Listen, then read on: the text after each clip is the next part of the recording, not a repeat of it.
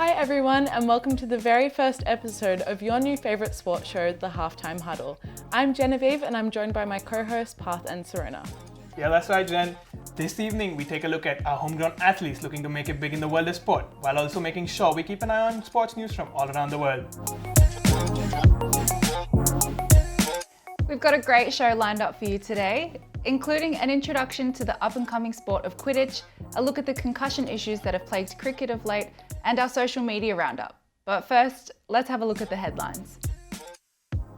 While basketball has been all the hype of late, with the USA having played Australia at Marvel Stadium, in the lead up to the matches, fans have been calling for their tickets to be refunded.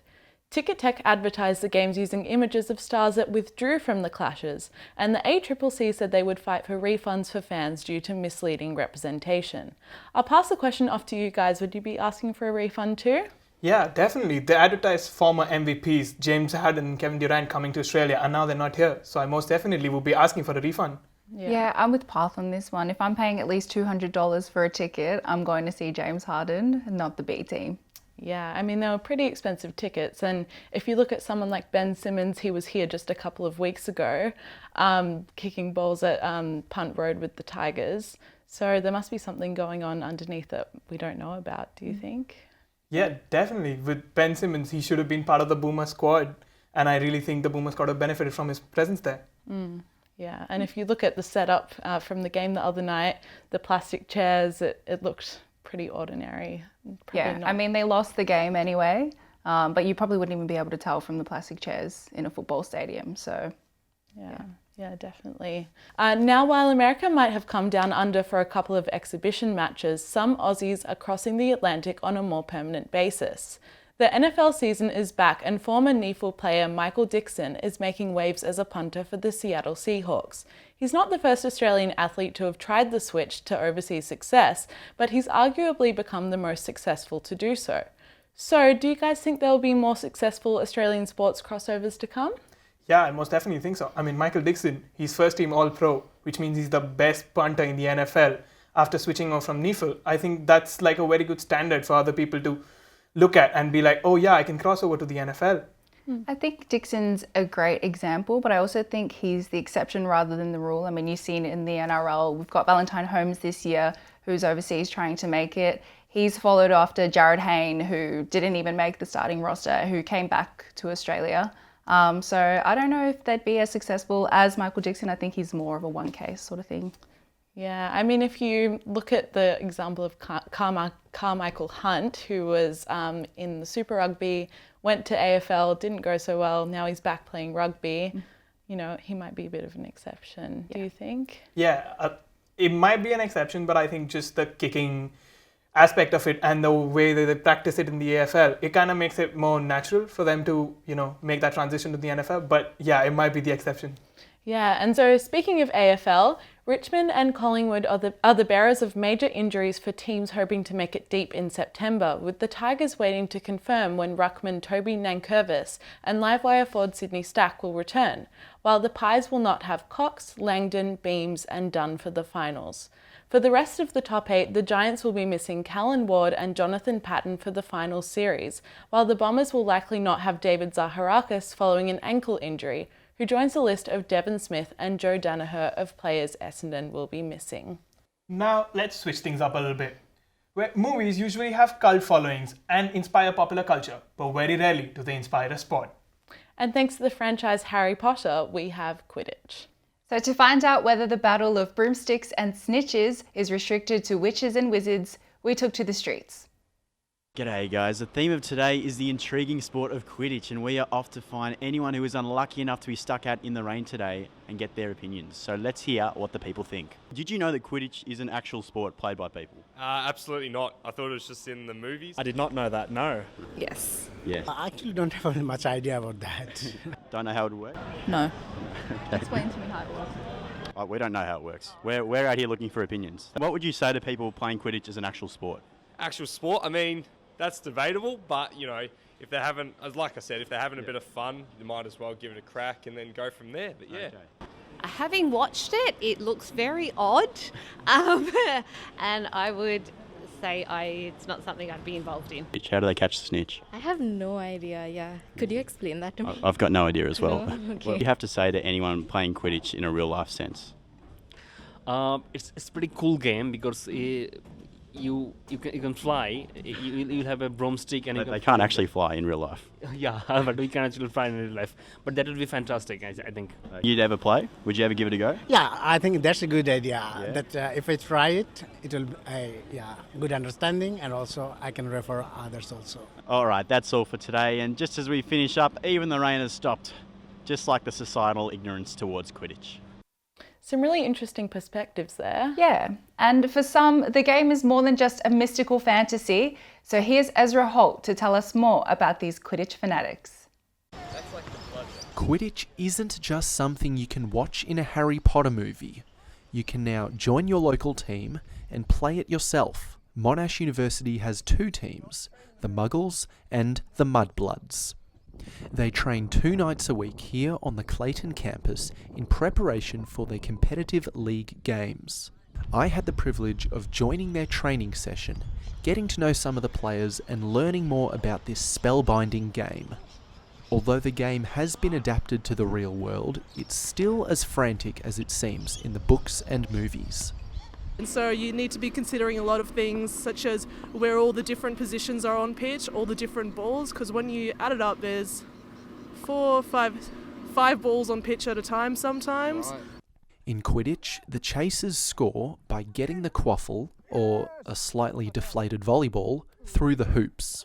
The beaters throw bludgers, which is a dodgeball, at the opposition to temporarily eliminate them from play.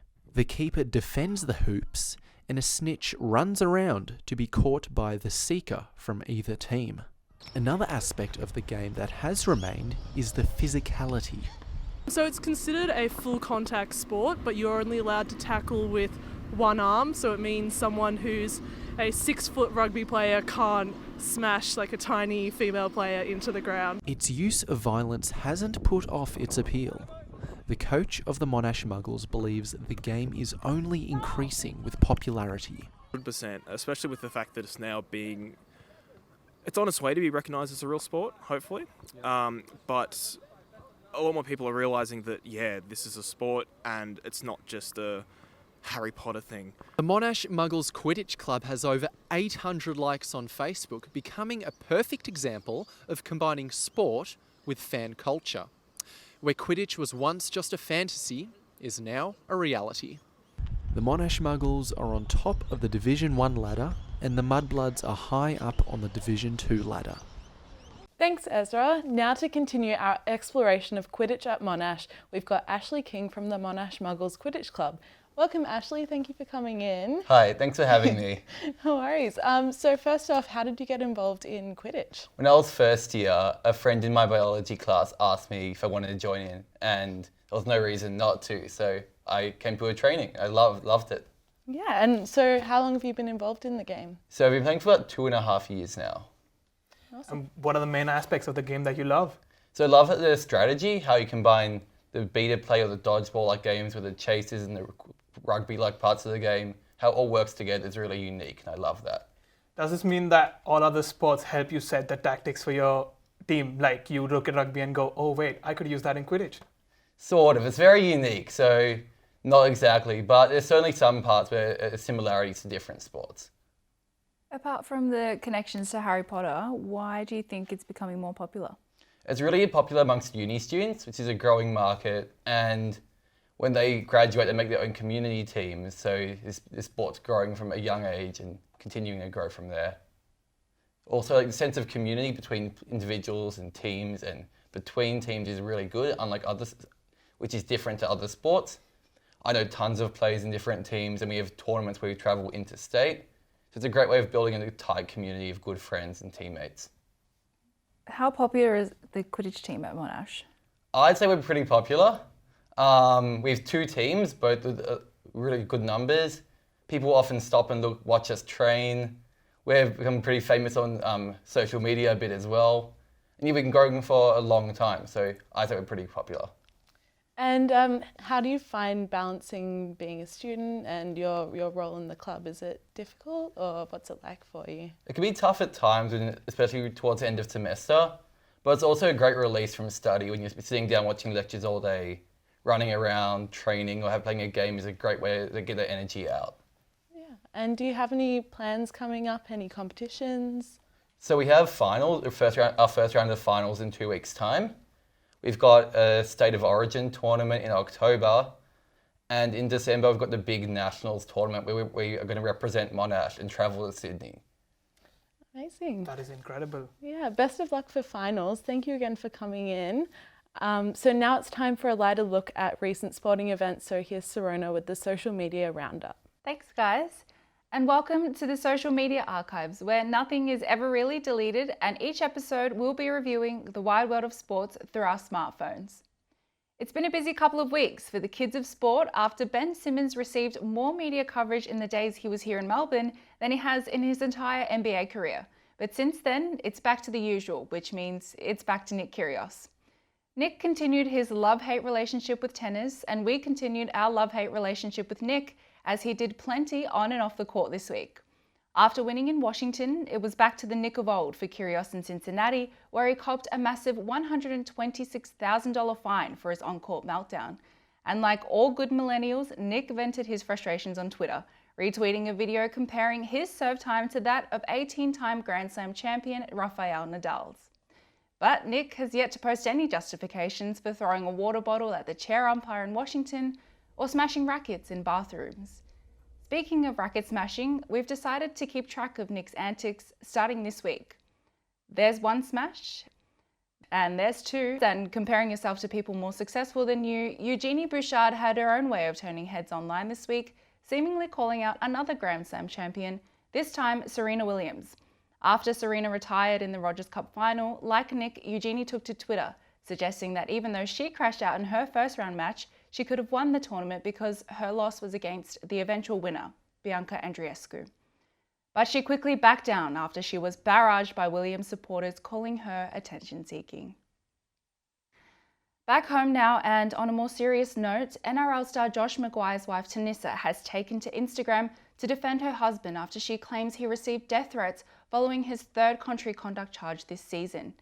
In a post accompanied by a photo of Josh with their youngest child Max, Tanissa reminded fans that Josh is more than just an athlete, saying he's also a human who can only take so much.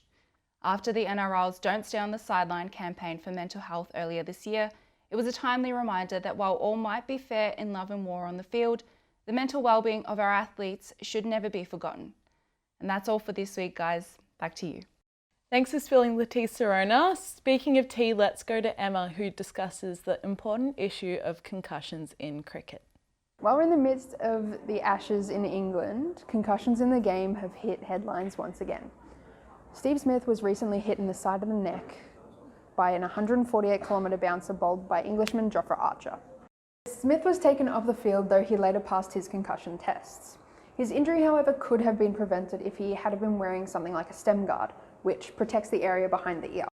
Concussions in cricket first went viral back in 2014 after Australian cricketer Phil Hughes tragically passed away after getting hit in the exact same spot.